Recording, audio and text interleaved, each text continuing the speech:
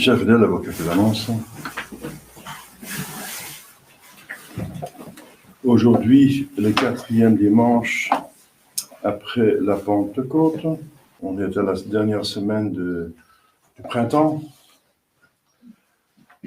Lundi, Saint Grégoire Barbarigo, évêque confesseur. Mardi, Saint Éphrem de Syrie, diacre, docteur. Vous voyez, un diacre peut être docteur de l'Église, même père de l'Église. Saint Éphrem a écrit de belles choses sur la Sainte Vierge Marie. Il est appelé la harpe de la Sainte Vierge. Mercredi, Saint Julien de Falconieri, Vierge, mémoire de Saint Gervais et Protet, martyr. Jeudi, de la Férie, avec la mémoire de Saint Silver, pape et martyr.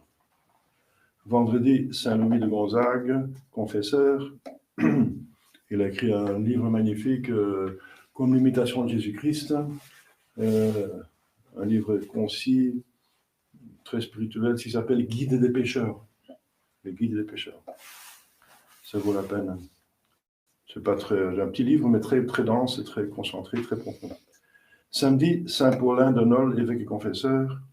Dimanche prochain, 5e dimanche après la Pentecôte, la vigile de Saint Jean-Baptiste est omise cette année parce qu'elle tombe un dimanche. Donc le dimanche a priorité, comme notre Seigneur a priorité sur ses propres saints. Voilà.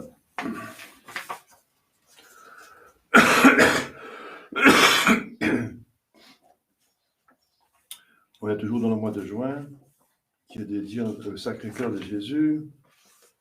N'oubliez pas de vénérer ce Sacré-Cœur, n'est-ce pas, qui est le symbole de l'amour infini qu'il a pour Dieu et pour nous.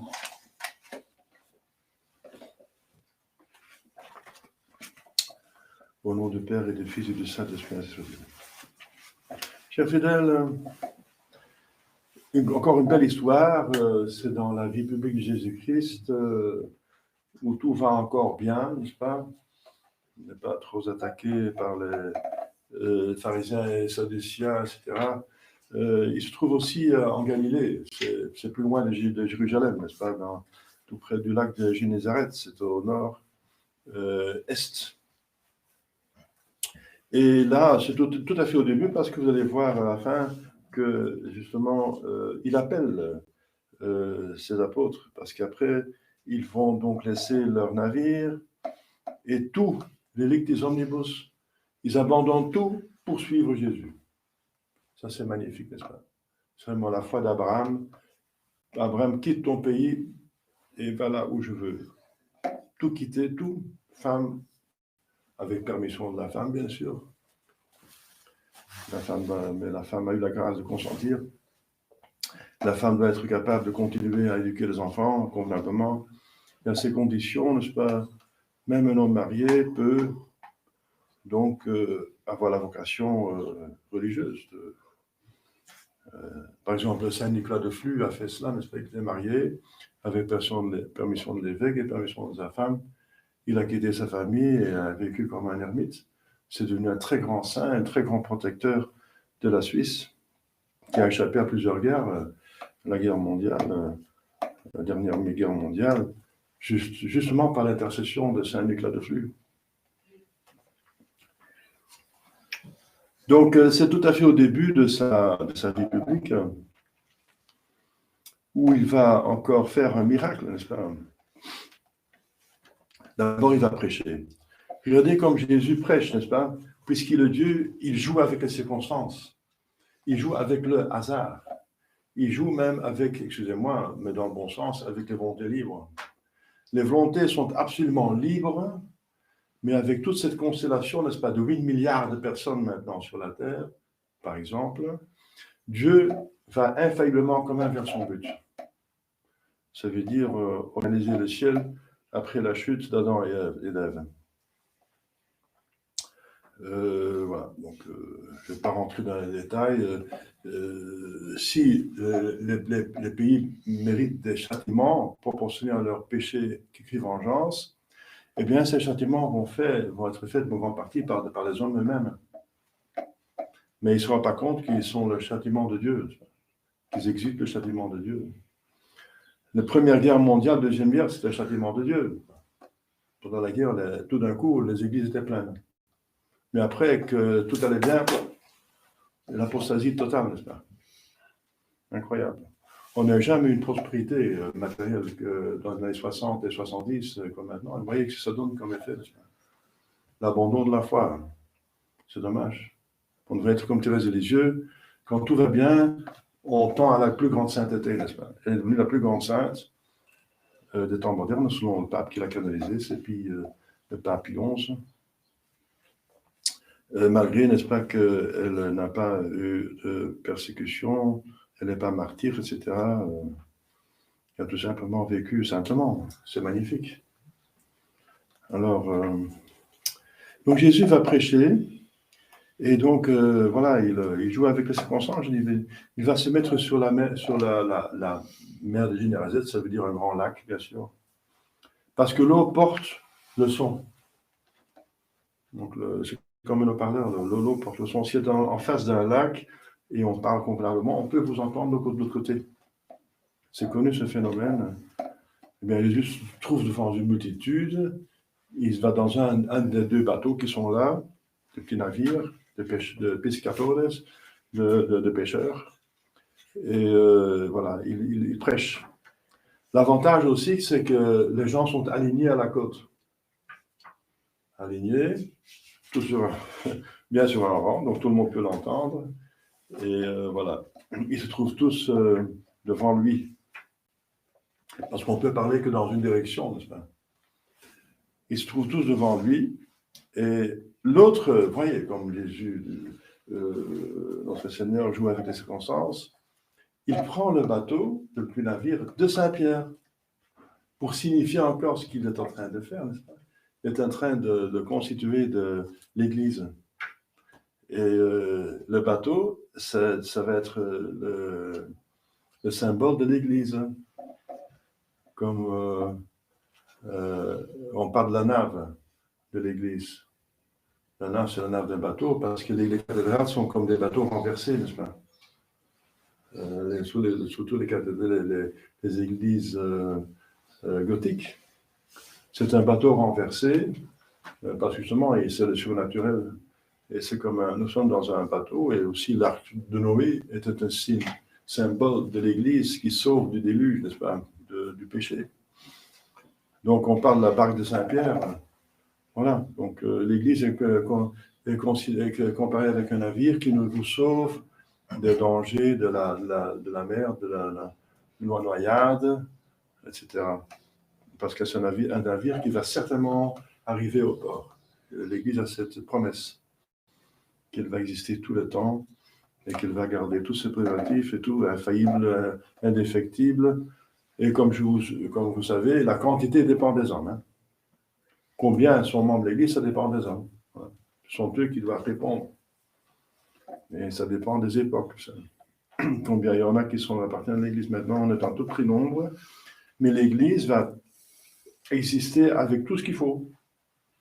On n'a pas de pape pendant 60 ans, eh bien, on a toujours le pouvoir dans les Lyrins.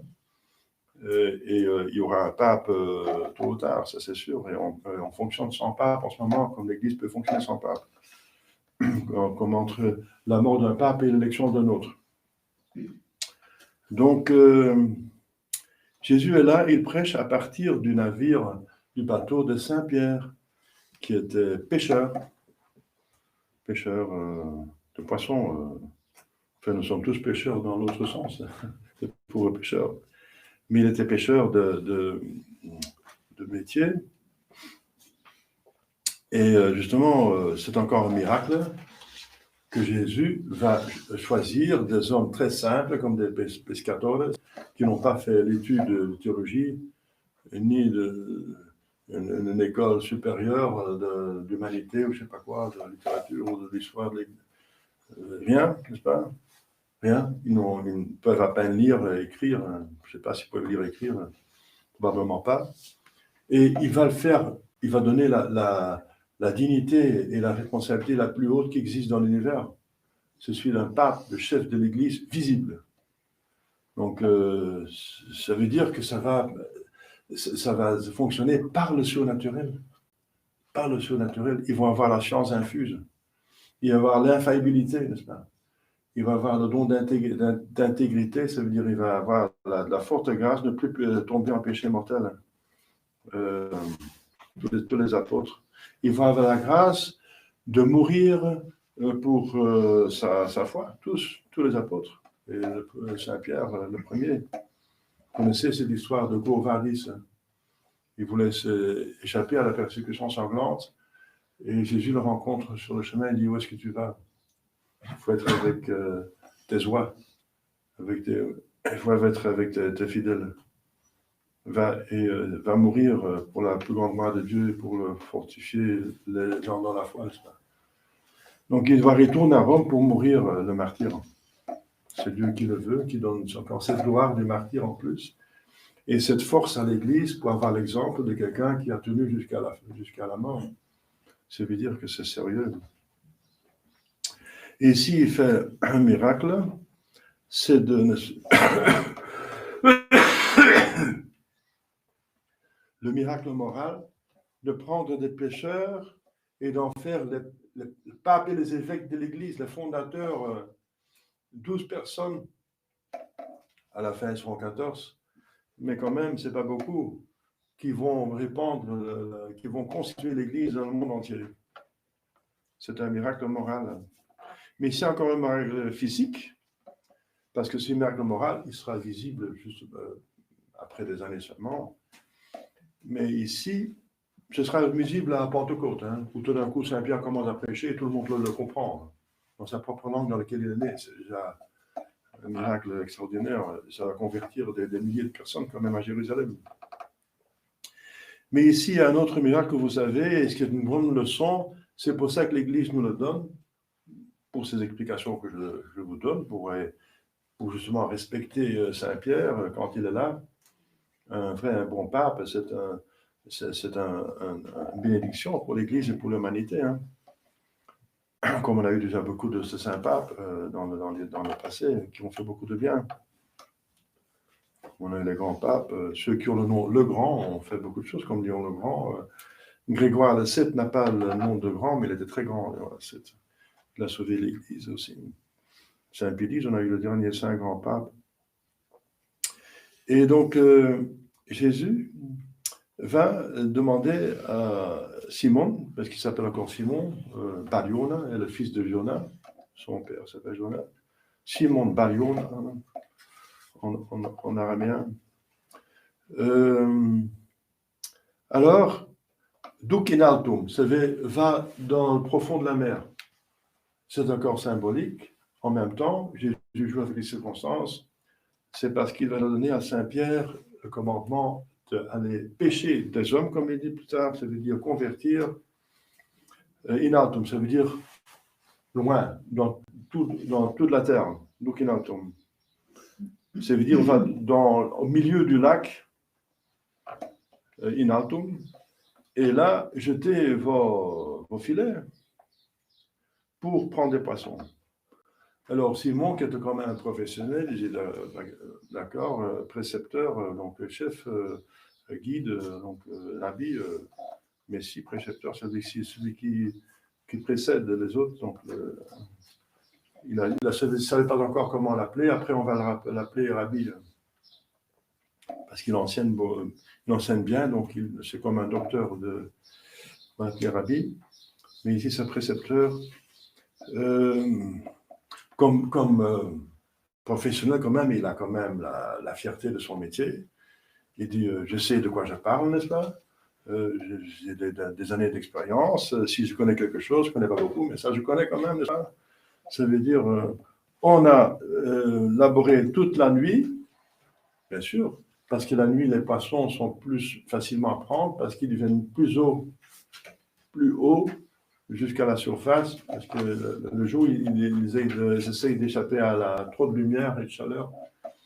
Donc, la nuit, c'est mieux pour prendre des poissons.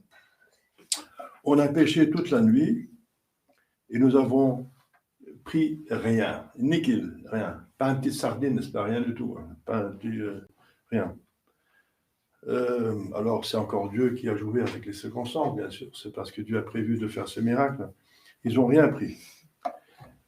Mais ils ne se rendent pas compte, bien sûr. Il dit, on n'a rien pris, on a eu ma chance, voilà, et ça va pas en ce moment, c'est une mauvaise saison, peut-être un mauvais temps, pour une autre raison. Mais, à votre parole, je vais jeter le filet. Et ça, c'est la foi de Saint-Pierre. Parce que vous le dites, il a déjà fait le miracle de Cana.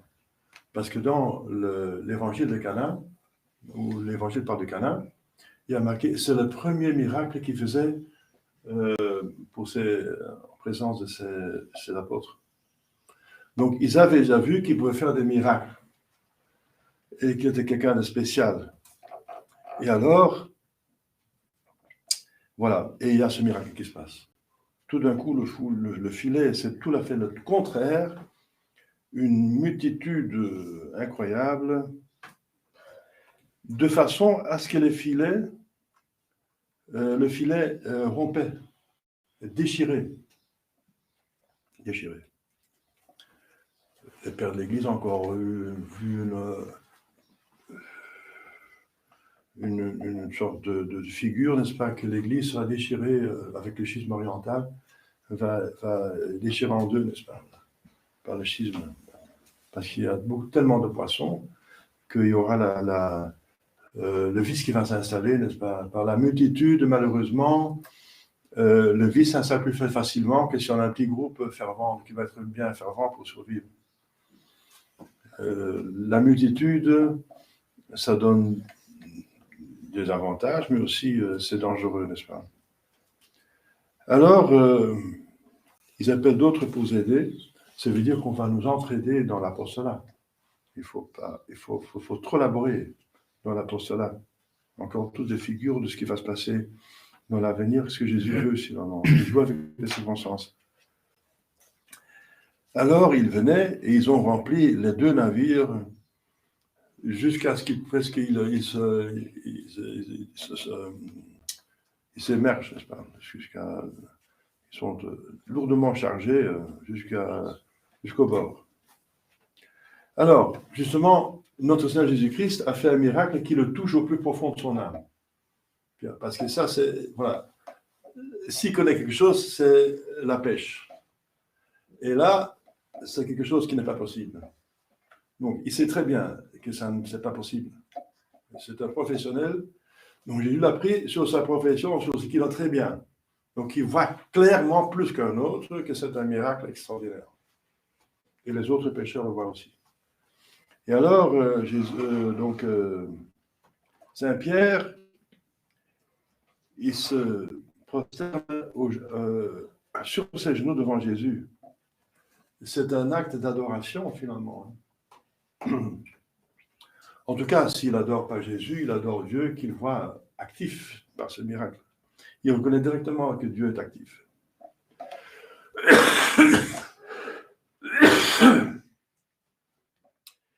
Et Dieu est saint, et c'est la simplicité et la beauté de l'âme de Saint-Pierre qui...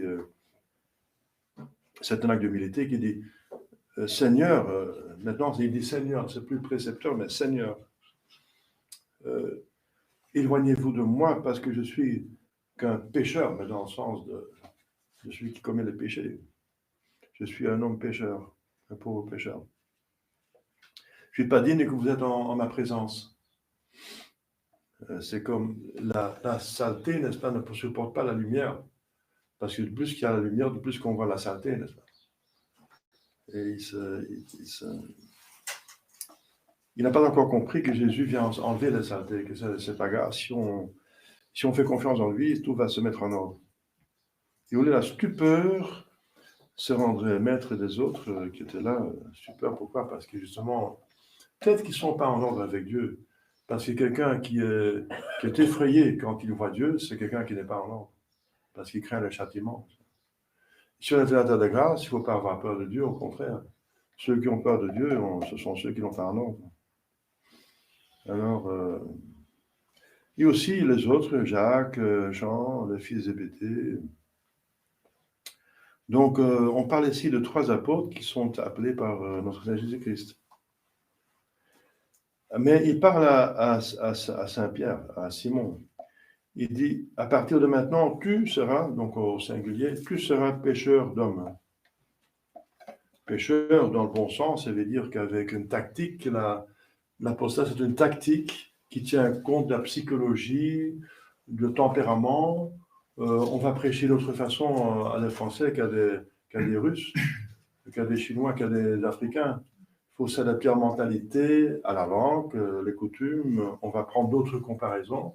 Si on parle des Esquimaux, il ne faut pas parler de la nature abondante. Hein, ils ne connaissent pas ça, n'est-ce pas?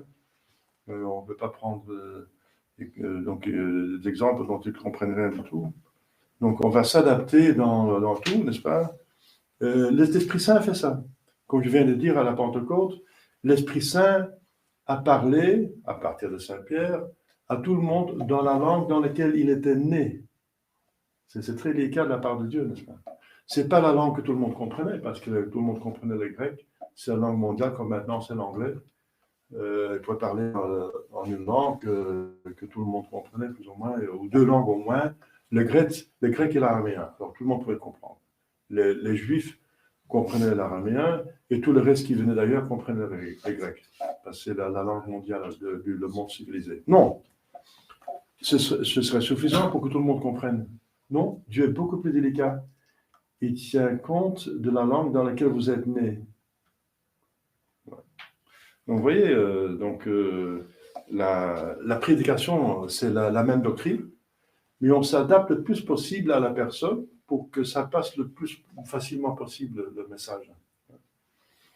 Et alors, c'est pour ça qu'on est pécheur, ça veut dire qu'il y a quelqu'un une tactique psychologique, pédagogique, sociologique, historique, qui tourne l'histoire. Pour connaître un peuple, il faut voir son histoire. C'est tout simple. C'est l'agir qui montre l'être. Comment on agit, comme ça on est. C'est facile. Vous voulez savoir comment un peuple? Regardez son histoire. Voilà. Et vous connaissez le tempérament du peuple. C'est magnifique. Et alors, chers fidèles, ce sont plusieurs leçons pour nous hein, que Jésus, n'est-ce pas, il nous donne la grâce que les mêmes actes que nous faisons, parce que nous devons travailler, nous avons des devoirs d'État, des responsabilités, des métiers, etc.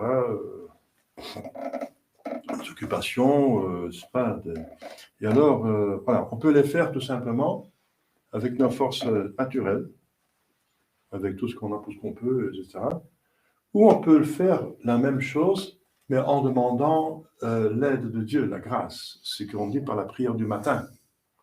Vous voyez l'importance de la prière du matin, où on offre toute sa journée et on demande les grâces nécessaires pour tout faire avec le plus possible de mérite et obtenir le plus possible d'indulgence pour les âmes du purgatoire et pour nous-mêmes.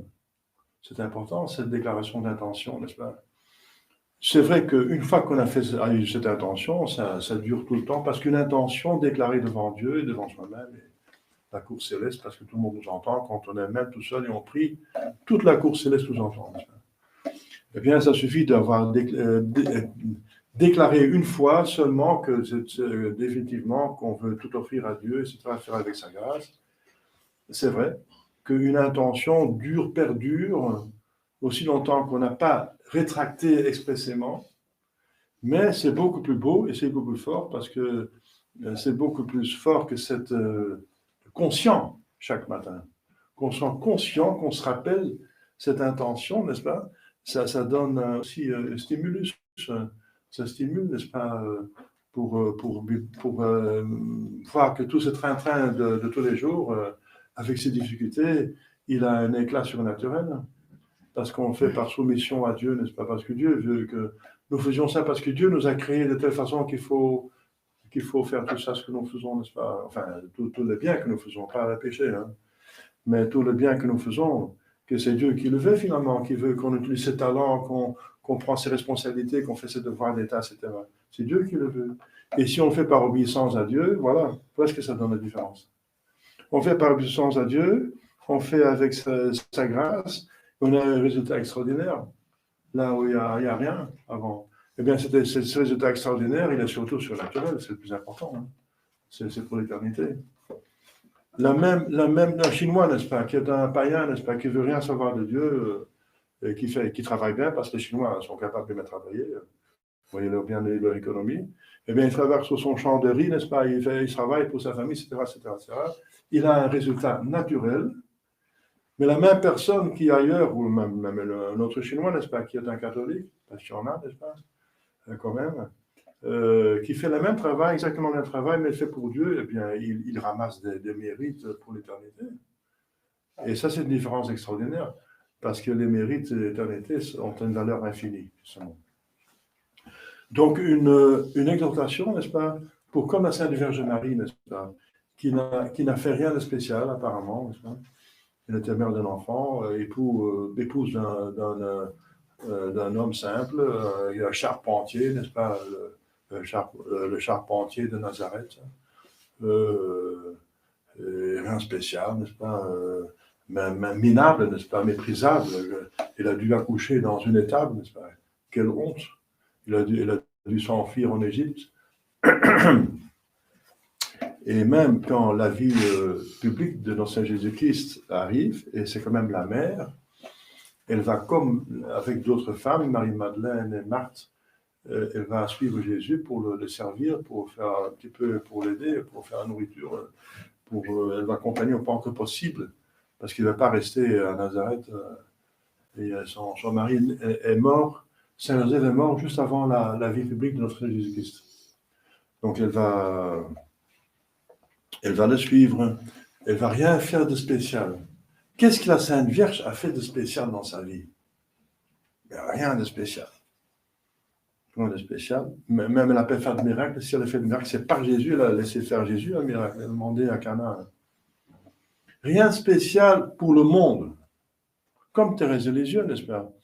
Quand elle est en train de mourir, vous savez ça, les fenêtres sont ouvertes, elle est dans la chambre, en haut et en bas, il y a la cuisine. Les fenêtres sont ouvertes parce que c'est l'été. Elle entend dire qu'est-ce qu'on va dire à la mort de cette sœur, parce qu'il faut faire un petit sermon sur la vie de cette sœur. Qu'est-ce qu'on va pouvoir dire d'elle? Qu'est-ce qu'on va dire d'elle? Rien de spécial. Eh bien, le pape va dire que c'est la plus grande sainte des temps modernes. Parce que c'est intérieur. C'est dans les intentions, n'est-ce pas? On fait le même travail, mais avec d'autres intentions, avec plus d'amour, avec plus d'effort pour faire ça. Bien pour Dieu. Faire les choses bien pour Dieu avec amour de Dieu. Donc, chers fidèles, une exhortation pour continuer de faire ce que vous faites. Enfin, si c'est raisonnable, bien sûr. Bien sûr. Tout bien, sauf le mal. Vous continuez à faire le bien, mais je vous fais confiance que vous faites vos efforts quand même pour faire du bien. Mais, comme vous faites déjà, mais le plus possible, consciemment, n'est-ce pas, explicitement, renouveler cette intention de faire avec pour Jésus, avec pour par et en Jésus. Et si vous voulez faire ça parfaitement, faites ça comme le Saint Montfort demande, faire ça avec pour par et en Marie, pour faire mieux par pour en et avec Jésus, mais donc pour Dieu. Voilà. Donc, pour avoir des mérites extraordinaires, pour avoir cette pêche miraculeuse. Cette pêche miraculeuse. Pour Saint-Pierre, c'est pour avoir du résultat dans son apostolat. Et pour nous, c'est pour avoir des résultats. En tout cas, c'est l'éternité qui compte.